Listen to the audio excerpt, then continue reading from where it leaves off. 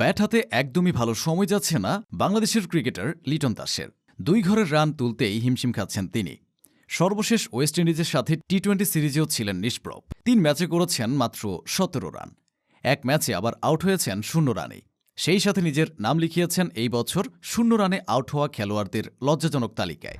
তবে কোনো কিছু না করেই এখন কিছুটা স্বস্তির নিঃশ্বাস ফেলতে পারছেন লিটন দাস। এসেছে নতুন শিশু, তাকে ছেড়ে দিতে হবে স্থান।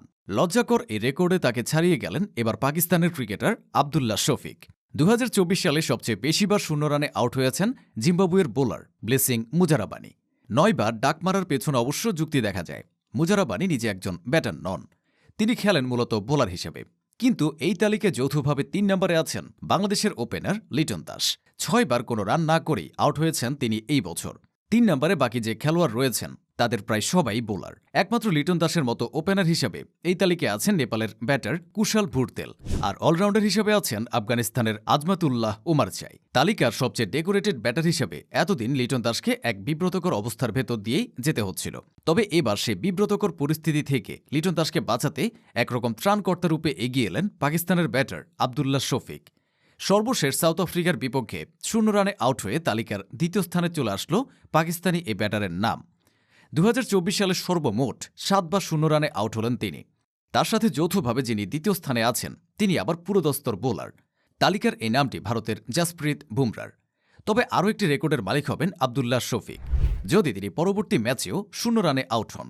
ইতিমধ্যেই টানা 3 ম্যাচে 0 রানে আউট হয়েছেন তিনি। বলা যায় এক সিরিজে তালিকার তলানি থেকে একদম শীর্ষে চলে গেছেন এই খেলোয়াড়। তবে আরও এক ম্যাচ ডাক মারলে টানা 4 ম্যাচে 0 রানে আউট হওয়ার এক নজিরবিহীন রেকর্ডের মালিক হবেন তিনি। টানা 4 ম্যাচে অবশ্য এর আগে কেউই 0 রানে আউট হয়নি এমনটি নয়। তবে যাদের নাম এই তালিকায় রয়েছে তাদের প্রায় সবাই প্রসিদ্ধ বোলার। সুতরাং পুরো দস্তর ব্যাটার হিসাবে এই রেকর্ডের প্রথম নাম হতে পারেন আবদুল্লাহ শফিক।